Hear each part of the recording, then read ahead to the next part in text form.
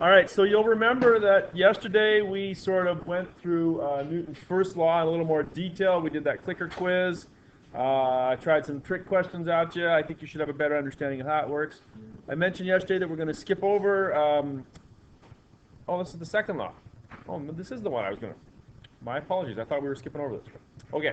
So anyways, we're going to talk about Newton's second law, which is the F equals ma law in a little bit more detail. So read along with me and maybe make some notes. So it says, what's the big deal? Many people have known Newton's first law since 8th grade or earlier and have prompted with the first few words.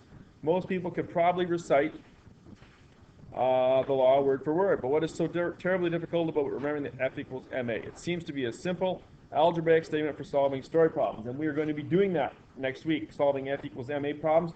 You'll also notice that in the F equals ma, we have the letter A. And we have formulas like A equals delta V over delta T, which then leads us to something like delta V equals VF minus VI, which can lead us to V bar, which can lead us to D over T. All the good ones that we did last unit, right? So in other words, we're going to be taking F equals MA, right? And we're going to be working that way next week, not today. Okay, so we're going to be expanding your knowledge base on those formulas. So it seems to be a simple algebraic statement for solving story problems. The big deal, however, is not the ability to recite the first law, nor to use the second law to solve problems, but rather the ability to understand their meaning and to actually believe their implications. While most people know what Newton's laws say, many people do not know what they mean or simply do not believe what they mean, or I would even add, can't apply what they actually do know or they do believe to an actual real-world situation. Okay? So we'll move on from there. Cognitive scientists, the scientists who study how people learn, have shown that physics students come into physics class with a set of beliefs which they are unwilling or not easily willing to discard despite evidence to the contrary. And I mentioned the other day that I have had students in the past that will completely disagree with me 100% for the rest of their physics careers that the table's pushing up on the book. They can't believe that. It's true. These beliefs about motion, known as misconceptions, hinder further learning. The task of overcoming misconceptions involves becoming aware of the misconception, considering alternative conceptions or explanations, making a personal evaluation of the two competing ideas, law of parsimony, and adopting a new conception that is more reasonable than the previously held misconception. This process involves self-reflection to ponder your own belief systems, critical thinking to analyze the reasonableness of two competing ideas, and evaluation to select the most reasonable and harmonious model which explains the world of motion. Self-reflection, critical thinking, and evaluation. While this process may seem terribly complicated, it's simply a matter of using your noodle. I didn't write that. Okay. The most common misconception is one that dates back for ages. It is the idea that sustaining motion requires a continued force. Now, why do people not believe that? Because in everyday life, what happens?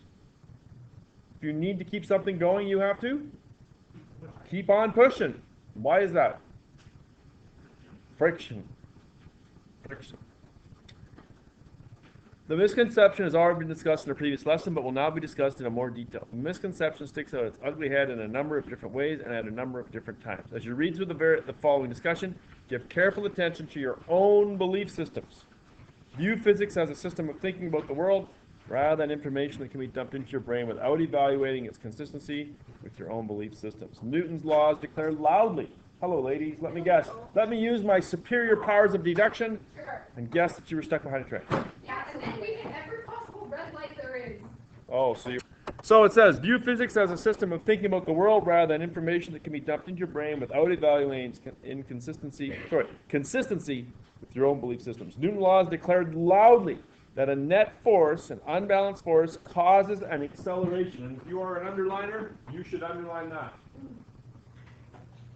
A net force causes an acceleration, which of course is a change in motion.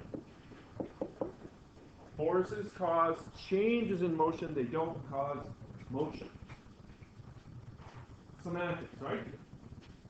Here's the marker. If I want to cause motion, I have to push it. Okay? But once I push it, I should no longer need to push it. Unless, of course, there's friction in it, but there always is. And the acceleration is in the same direction as the net force, obviously. To test your own belief system, consider the following question and answer. It's seen by clicking the button. I don't think I actually have the answer, but I certainly know it, so don't worry. Are you infected? Two students are discussing their physics homework prior to class. They are discussing an object which is being acted upon by two individual forces, both in a vertical direction. There's the picture right there. I'll move that over to the side. The free body diagram. Now, we haven't talked about free body diagrams yet. I think you probably have an intuitive sense of them. We're going to look at those on Tuesday in more detail. The free body diagram for the particular object is shown at the right. During the discussion, analytical suggests to know a formula that the object under discussion could be moving. In fact, Anna suggests that if friction and air resistance could be ignored because of their negligible size. What does the word negligible mean? Whoa. We found that before already, didn't we? That if you do that, it slides, right? Negligible. What does the word negligible mean? Minimal, exactly. It means that it's so small that... What does that mean, Allard? It's so small that you can ignore. So small that you can ignore.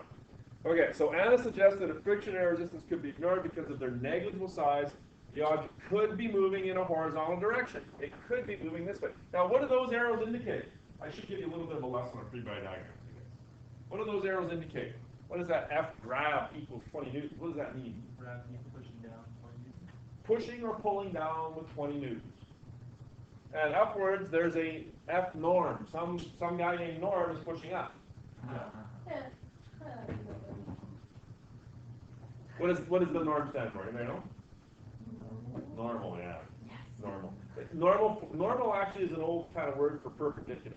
So when there's a tabletop and there's a force up, it's perpendicular, so we call it a normal force. Yeah. So here we have 20 newtons up. So are the forces balanced? They certainly are. So those do not indicate motion, those indicate forces. This black arrow here, which I should maybe do in a different color, just to it's not as confusing, let's go red. Analytical says it could be moving to the right, or left, I suppose. According to Anna, an object experiencing forces described at the right could be experiencing a horizontal motion as described below. Could be. Noah formula, smart guy, knows his formulas, writes them on his tests. Noah formula objects, arguing that any object could not have any horizontal motion if there are only vertical forces acting on it. Noah claims that the object must be at rest, perhaps on a table or floor. After all, says Noah, an object experiencing a balance of forces will be at rest. Clearly, they both can't be right, can they? All right, so I'll give you 10 seconds or so, and then you're going to raise your hand. And I need to know whether you think it's Anna or Noah that's correct. You might want to reread it.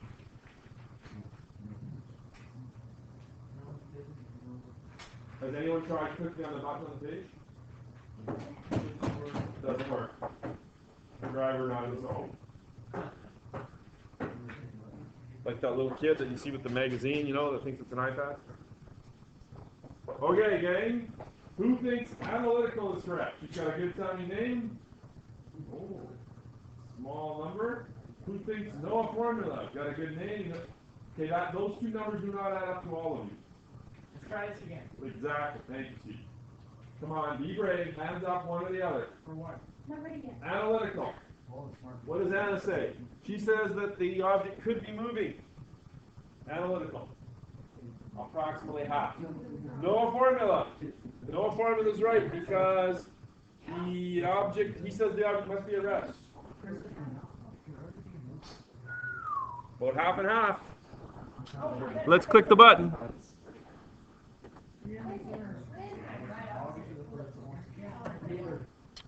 Oh no! Oh no! What are we going to do? Oh, what are we going to do? Well, I'll just tell you the answer. Correct answer? Noah.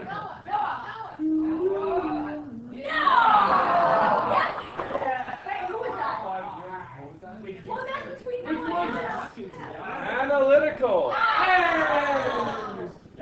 Physics sucks. Analytical is correct. Wow. I've already already asked you this question. It was already been moving before. Thank you, Ryan. Remember the question before? It was just a little different because I had like, We didn't have the question before. yeah, a couple days ago I had 1550 like that, did I not? Oh, Yes. yes. And I think it was that you guys all said, oh, trick question, Mr. Bennett, right? Because the answer wasn't really there. This time I did give you two options, didn't I? But only one was right. Analytical is correct. It could be moving. She didn't, you have to watch carefully here. You have to put on your sort of your lawyer glasses. She didn't say it must be moving. Does it have to be moving? But she just said that it could be. Those are the key words. Could be moving. What does Noah say? For sure. He says it must be at rest. And in fact, the correct answer really is that it could be either one. It could be at rest or it could be moving. But he said it must be. It could be moving. It could also be at rest. Okay? We don't know. It's exactly as Ryan said. It depends on what it was already doing. And we can't tell. Okay? Do you think I'm going to ask you that question on the test? Yeah. Yeah? Exactly the same way? No. Okay. Remember last winter when you went sledding down the hill and across the level surface at the local park? No? Apologies are extended to those who live in warmer winter climates. That's certainly not us today. Imagine at the point that imagine in the moment that there was no friction along the level surface from point C to point B to C, and that there was no air resistance to impede your motion. How far would your sled travel? Forever. And what would its motion be like? Straight line and constant speed. Most students I've talked to quickly answer the sled would travel forever at constant speed. Without friction or air resistance to slow it down, the sled would continue in motion with the same speed in the same direction. The forces acting upon the sled from point B to C would be the normal force, snow pushing up on the sled, and more about that in a day or so, and the gravity force. See diagram it right, I think it's this one up here. Well, these forces are balanced, and since the sled is already in motion at point B, it will continue in motion with the same speed and direction. So, as in the case of the sled, and as in the case of the object which Noah and Anna are discussing, an object can be moving to the right or left, even if the only forces acting upon the object are vertical forces. Forces do not cause motion. See, it is there in print, so what's the truth? Forces do not cause motion.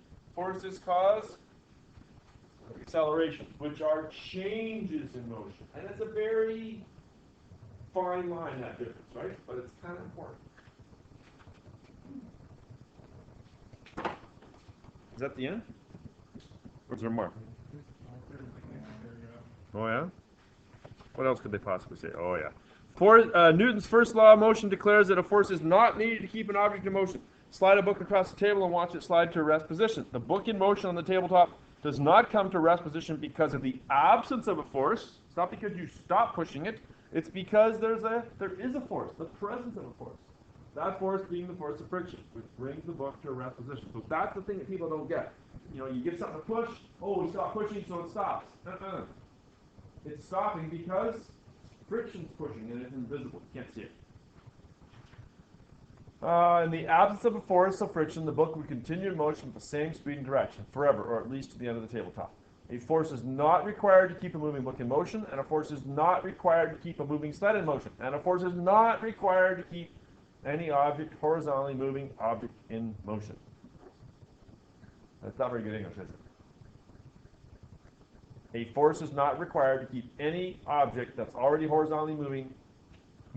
That should be what it should say. My cutting and paste didn't work too good. Okay. All right. The horse cart problem is a little tricky. If you have not woken up yet, anybody else coming late? You're going to need to be paying close attention here. Okay, so a situation similar to the kicked football is shown in the comic strip Horse Sense. Now, I don't know what this kicked football one's all about, but Horse Sense is the comic strip on the back. Here we think of the horse as believing its pull on the cart will be canceled by the opposite and equal pull by the cart on the horse, thus making acceleration possible. This is a classic problem that stumps many college students. So if you get this, you're light years ahead of a lot of college kids. By thinking carefully, you can't understand. So flip it over. Let's read the comic first. Let's read the comic here first. So the farmer says to the horse, giddy up, pull the cart so we can get going. And the horse, because it's a talking horse, says, for me, to pull the cart would be a futile effort. You see, if I pull on the cart will pull back on me. By Newton's third law, the forces are equal and opposite, and so they'll cancel out. A zero net force won't get us moving. Makes sense right from the start, right? Horse pulls on the cart pulls on the horse, net forces, zero, horse doesn't move. You ever seen a horse pull a cart? So something's wrong here. Either you're lying to me, you've never seen a horse actually pull a cart, or Newton's wrong. Or there's something fishy going on. Okay, so the farmer guy thinks about physics and A equals F over M and blah, blah, blah, and the bird helps him out a bit.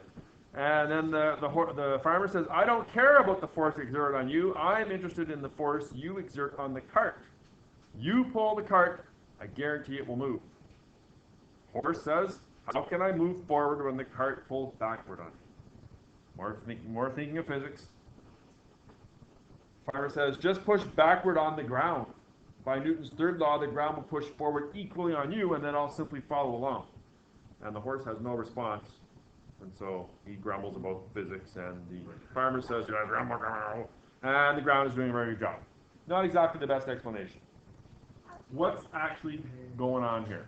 Because clearly, horses pull carts, right? People pull carts. Little kids pull carts down the sidewalk. No problem. Let's read the front. Second paragraph on the front. The horse cart problem can be looked at from three different points of view. First, consider the point of the farmer who is concerned with getting his cart, the cart system, to market. Then there's the point of view of a horse, the horse system.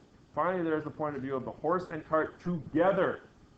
Okay, so there's like cart, horse and cart together, right?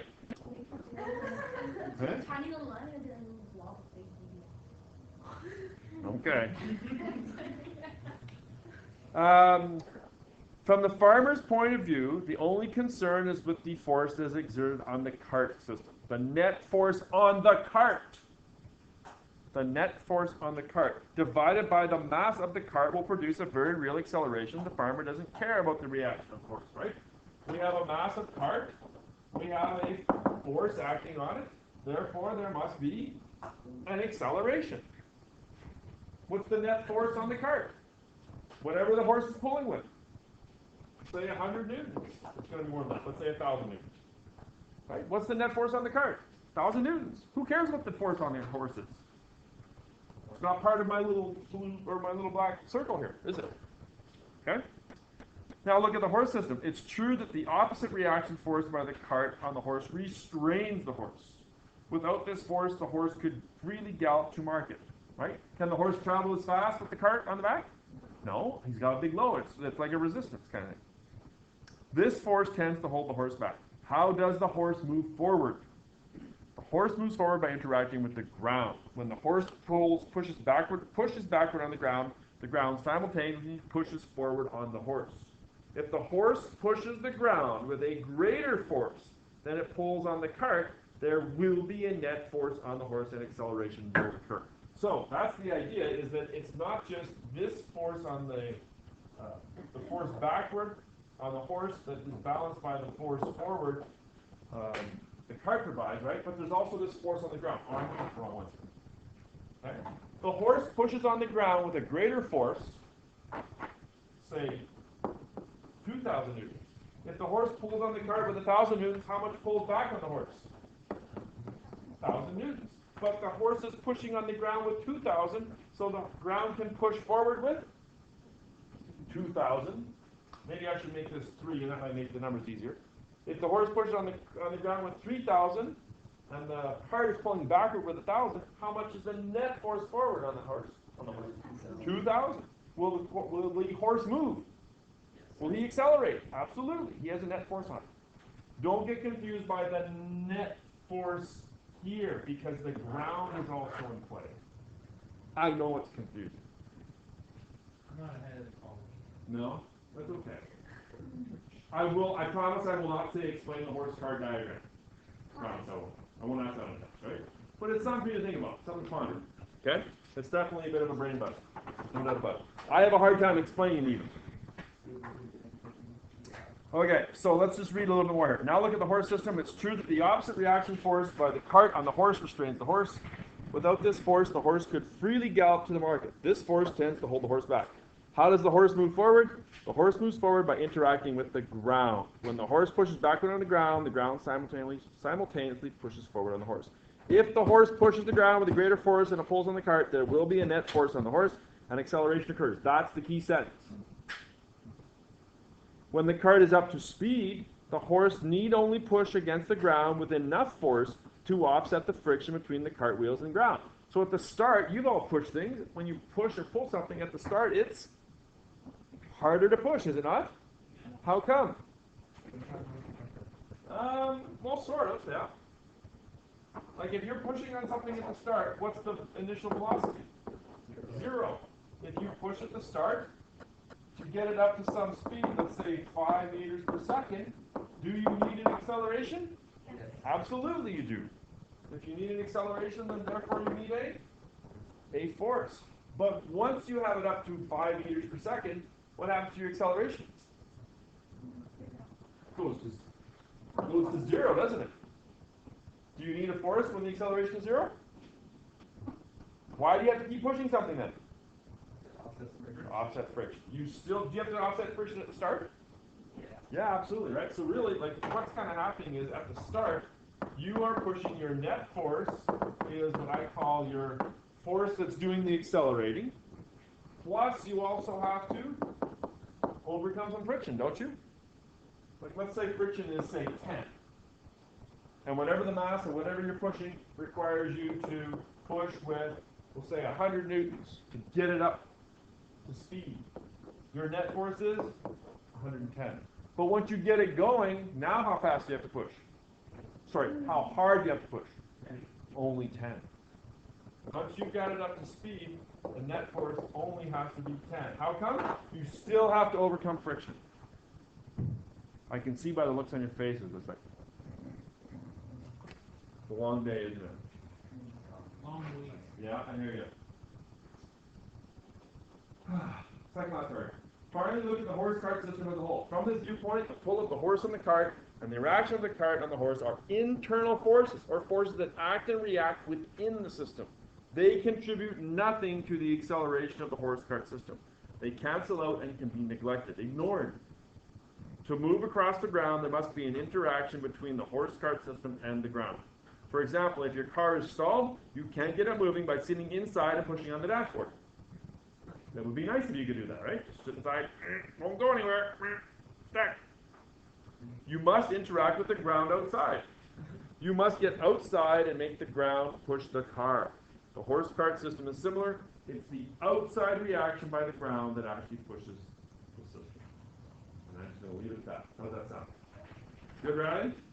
Yeah, I'm glad you didn't ask me questions. I don't know what we thought about. Let's correct that fill in the blank thing, shall we? Hopefully you have it. We'll correct this, and then we'll go down and we'll see what Mr. Smigulski's class is doing, because they're doing one of my all-time favorite labs. All time. All-time favorite labs. They've got a table, they've got a ramp, they're rolling the ball down, they're calculating the speed, and then they have to make a prediction about where it's going to land, and they have to put a cup at that spot, and they get one chance only. Using that to predict where it's going to land. You too will get to do that next year. You get 0 on the lab. What if I don't take physics next year? Tough luck for you. I didn't get this. Did you get this one right? That's too bad. I don't have any of these with me. I'll see if there's any in the phone. You handed it in.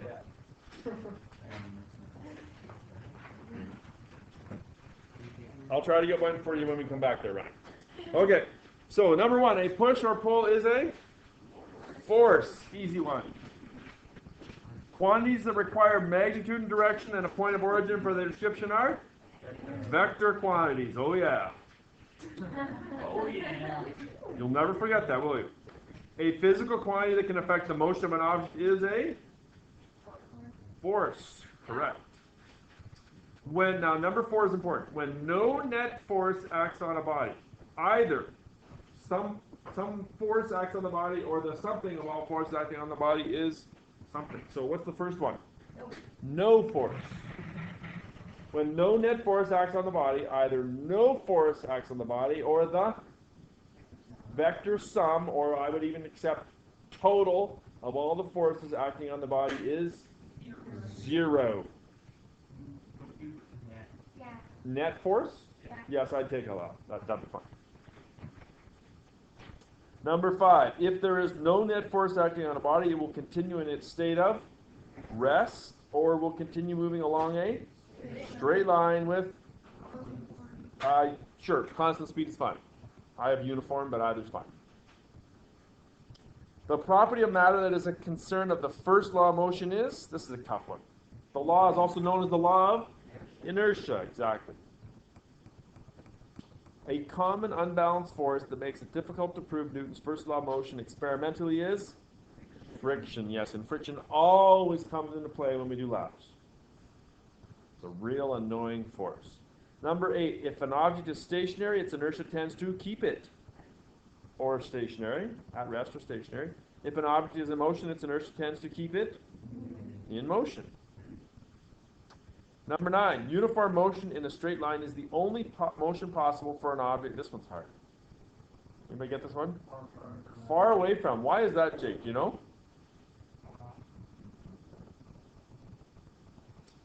Uniform motion in a straight line, which means constant speed, straight line, is the only motion possible for an object far removed from other objects. So if you've got this object, and it's out in the middle of space, and it is so far away from any person, animal, being, planet, anything, the only thing for gazillions of light years is empty space. It's going to move in a constant straight line. Okay, no gravity. That's what they're getting at. Non-uniform motion of an object is always caused by the presence of some other object, right? Okay? Any object that is close enough to another one to be affected by gravity is going to be moving in a curved path of some kind. Okay? Think about comets and whatnot that travel in a curved path. Okay, now 11, 12, and 13 are hard, so wakey here. The acceleration of a body. Did you know that there's more than one possible answer here? Did you realize that? Okay, good. The acceleration of a body is A, directly proportional to the force exerted. Is that true? Yes. Yes. The bigger the force, the bigger the acceleration. So A is true. Inversely proportional to the mass of the body? Yes. Yes. Bigger the mass, the less the acceleration. What about the acceleration of a body is in the same direction as the applied force? Yes. Dependent upon its initial velocity? No. Yeah. Acceleration does not depend upon initial velocity. Acceleration does not. So it's A, B, and C. Number 12. If a body is moving in a straight line and a force is applied in the direction of its motion, the velocity is constant? No. If you apply a force, what's going to happen? It'll accelerate. Would the acceleration be constant like it is in B? Yes. A constant force, because F equals ma, right? No, it doesn't, but you'd have to assume. Does the mass remain constant of objects? Yeah. Generally. If the force remains constant, then therefore the acceleration must be constant as well. C, the body will increase in speed as long as the force continues. Yes. Now, remember, in everyday life, we deal with friction, right? If you keep pushing with the same amount of force all the time in real life, will something increase in speed? No, because of friction. But remember, physics doesn't care about friction. It's just one of those annoying forces. The body will increase in speed as long as the force continues. That is true. The body will decrease in speed? No, not if you're pushing in the same direction as the motion. So the correct answers are B and C. 13. If a body is moving in a straight line, the force applied in the direction opposite to its motion. A, the velocity is changing. Yeah, it's slowing down. B, the acceleration is changing. No, constant forces mean constant acceleration, so not B. The body may stop. Is that true? Yep. The body may even move in the opposite direction. Yes. Can you give me an example of a body of on some kind of object moving in a straight line and a force applied in the direction opposite to the motion. Something that's very commonplace in Canada. Happens all the time. Igloos. Igloos. What? Riding your bike and it's like really, really windy. Oh, the worst. And it's like you can't move anymore. Does your bike actually travel in the opposite direction? It could. It could, I suppose, but that's not that common. Oh, it It is. is on the river rather. It sure is. The rough end of town, right? The windy end of town. Ever play hockey there, Steve? Never? Maybe ever bounced a basketball before? No. No, nothing like that, right? When the ball comes up, right? You're dribbling the ball and you push down, are you not applying a force in the opposite direction? Are you not changing the direction of the motion? Think so. Think so. That was number 13, right? Yeah. Okay. What about 14? We're almost done. The Newton is a unit of force in the metric system. Who thinks that's true? It is true. Is the force required to accelerate 1 kilogram of mass at the rate of 1 meter per second squared? True. Is a derived unit. No. What does that mean? What does derived mean? No. If we don't know what it is, it's no. I think it's no. If I derive a formula, I make up a formula out of other formulas. So a derived unit is a unit that is made up of other units. It is. In fact, it is made up of kilograms, meters, and seconds squared, like it is in D. A, B, C, and D are all true. Gosh, settle down. Craziness. Almost done. 15. Force required to accelerate an object of known weight is directly proportional to the weight of the object. This one always caused me grief.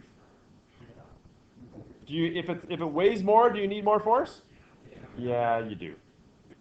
Directly proportional to the acceleration desired. If you want a big acceleration, do you need a big force? Absolutely. Directly proportional to the acceleration due to gravity. No, because gravity is the same throughout Earth, is it not? So no, not Steve. Not related in any way to the acceleration due to gravity? False. So it's A and B. That's 15. Do you have omit beside number 16? Do I have to do 17 and 18? No, are they on your sheet is what I'm saying. Okay, they won't take us long. Newton's third law of motion, which is the action-reaction one, deals with one object, two forces. For every action, there is an equal and opposite reaction force. That's two forces. But is there one object? No, because if I push on the wall, right? There's me and there's the wall. There's always two, right? If I just push on nothing, there is no reaction force. Two objects, two forces. So not A. Two objects, one force. Is B true? No. No. Two objects, two forces. Yes. Action and reaction? Yes. C and D. All right, last one.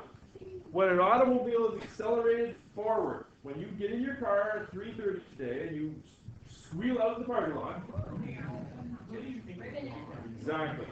The tires exert a forward action force on the road. True or false? Yeah. The tires push forward on the road? No. The tires do not push the road forward. The road exerts a forward reaction force on the tires. That is true. The road does push the tires forward.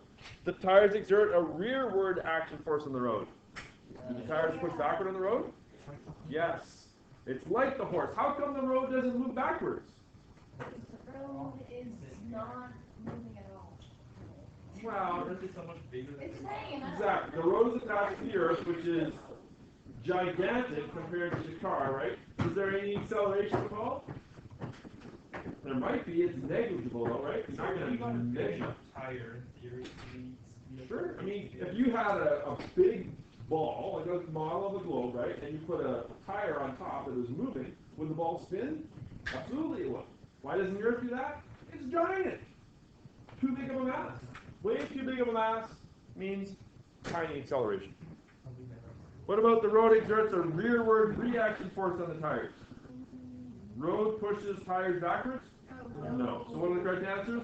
Easy. D and C. Excellent. Okay, let's go see what Mr. Smigulski's up to.